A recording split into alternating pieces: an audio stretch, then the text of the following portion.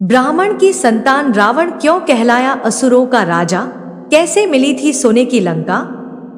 अपनी शुरुआती शिक्षा दीक्षा के बाद रावण ने कई वर्षों तक शिव की गहन तपस्या की। तपस्या के दौरान रावण ने शिव को प्रसन्न करने के लिए बलिदान के रूप में अपना सिर 10 बार काटा। हर बार जब वो अपना सिर काटता था तो उसके धड़ में एक नया सिर लग जाता था, जिससे उसने अपनी तपस्या पूरी की और अंत में भगवान शिव ने उसकी तपस्या से प्रसन्न होकर उसे वरदान दिया। तब रावण ने अहंकार में अपने वरदान में नश्वर इंसानों को छोड़कर देवताओं, राक्षसों, सांप और जंगली जानवरों से हानि न होने का वर मांगा, जिसका मतलब था कि ये सभी प्रजातियां उसे कोई नुकसान नहीं पहुंचा सकती। यही वजह है कि बाद में मनुष्य रूप में जन्म लेकर राम ने रावण का अंत किया था। रामायण, विजयदशमी या दिवाली का जिक्र होने पर हमारे मन में सबसे पहला ख्याल श्री राम और रावण के युद्ध और भगवान राम द्वारा रावण के अंत का आता है। लेकिन शास्त्रों में रावण को एक दैत्य, राक्षस, अत्याचारी के अलावा भी कई रूपों में वर्णित किया गया है। रावण को महान विद्वान, प्रकांड पंडित, महाज्ञानी, राजनीतिज्ञ, महाप्रतापी, महापराक्रमी योद्धा और अत्यंत बलशाली जैसे नामों से पुकारा गया है।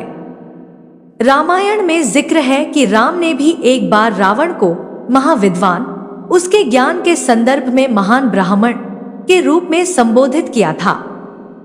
रामायण में रावण को ऋषि विश्रवा की संतान बताया गया है, लेकिन उसकी मां कैकसी क्षत्रिय राक्षस कुल की थी, इसलिए उसे ब्रह्मराक्षस कहा जाता था।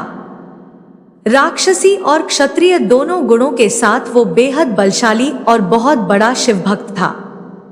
रावण का जन्म महान ऋषि विश्रवा, वैश्य मुनि और उनकी पत्नी दैत्य राजकुमारी कैकसी के घर हुआ था। उनका जन्म देवगढ़ में हुआ था, क्योंकि उनके दादा ऋषि पुलस्त्य ब्रह्मा के 10 मानस पुत्रों में एक थे।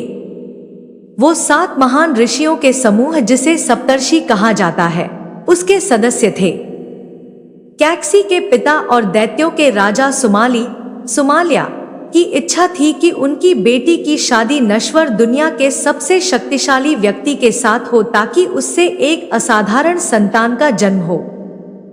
रावण के जन्म की ये है कहानी। उन्होंने अपनी बेटी के लिए आए विश्व के बड़े से बड़े राजाओं के प्रस्तावों को ठुकरा दिया, क्योंकि वो सभी उनसे कम शक्तिशाली थे।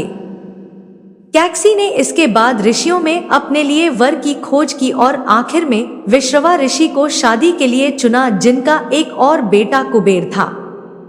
रावण ने बाद में अपने सौतेले भाई कुबेर से लंका छीन ली और उसका राजा बन गया।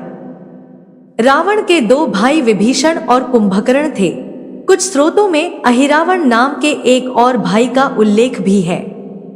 उनकी मां के कुल का संबंध मारीच और सुबाहु दैत्यों के परिवार से था। कैकसी ने एक बेटी को भी जन्म दिया था, जिसका नाम चंद्रमुखी, चंद्रमा जैसी चेहरे वाली लड़की था, जिसे बाद में राक्षसी शूर्पणखा के नाम से जाना गया। पिता के सानिध्य में सीखा वेद और युद्ध कला पिता विश्रवा अपने बेटे रावण को आक्रामक और अभिमानी होने के साथ साथ एक अनुकरणीय विद्वान कहते थे। विश्रवा के संरक्षण में रावण ने वेदों, पवित्र ग्रंथों, क्षत्रियों के ज्ञान और युद्धकला में महारत हासिल की। रावण एक उत्कृष्ट वीणा वादक भी था और उसके ध्वज के चिन्ह पर वीणा का भी चित्र दिखाई देता था। रावण दैत्यों की नैतिकता को बनाए रखे, इसके लिए रावण के नाना सुमाली ने अथक प्रयास किए।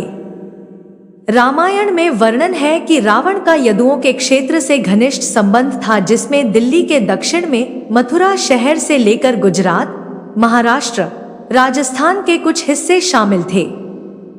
माना जाता है कि रावण का संबंध लवनासुर से भी था, जो मथुरा का एक राक्षस था। लवनासुर को राम के सबसे छोटे भाई शत्रुघ्न ने मारा था। यदु क्षेत्र में नर्मदा के तट पर एक बार भगवान शिव की पूजा करने के बाद रावण को सबसे महान यदु राजाओं में एक राजा कार्तवीर्य अर्जुन के सिपाहियों ने पकड़ लिया और उसे कई दिनों तक अपनी कैद में रखा। रामायण के संदर्भों में बहुत साफ साफ कहा गया है कि रावण पूरी तरह मनुष्यों या फिर असुर के समान नहीं था, वो इससे कहीं बढ़कर था। शिव की तपस्या। अपनी शुरुआती शिक्षा के बाद रावण ने कई वर्षों तक शिव की गहन तपस्या की। तपस्या के दौरान रावण ने शिव को प्रसन्न करने के लिए बलिदान के रूप में अपना सिर 10 बार काटा। हर बार जब वो अपना सिर काटता था तो उसके धड़ में एक नया सिर लग जाता था, जिससे उसने अपनी तपस्या पूरी की और अंत में भगवान शिव ने उसकी तपस्या से प्रसन्न होकर उसे वरदान दिया। रावण ने भगवान शिव से अमरता, सदा अमर रहने का वर मांगा, जिसे शिव ने देने से इनकार कर दिया, लेकिन उन्होंने उसे अमरता का दिव्य अमृत दिया।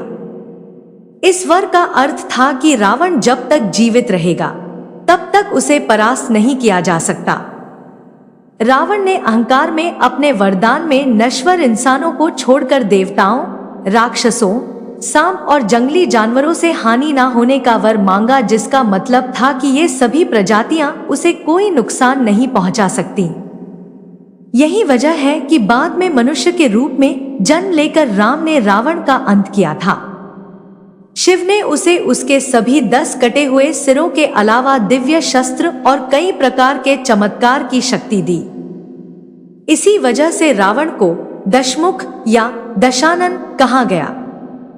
ऐसे बना रावण लंका का राजा। इन वरदानों को हासिल करने के बाद रावण ने अपने दादा सुमाली की तलाश की और अपनी शक्ति का विस्तार करने के लिए सेना का नेतृत्व करने लगा।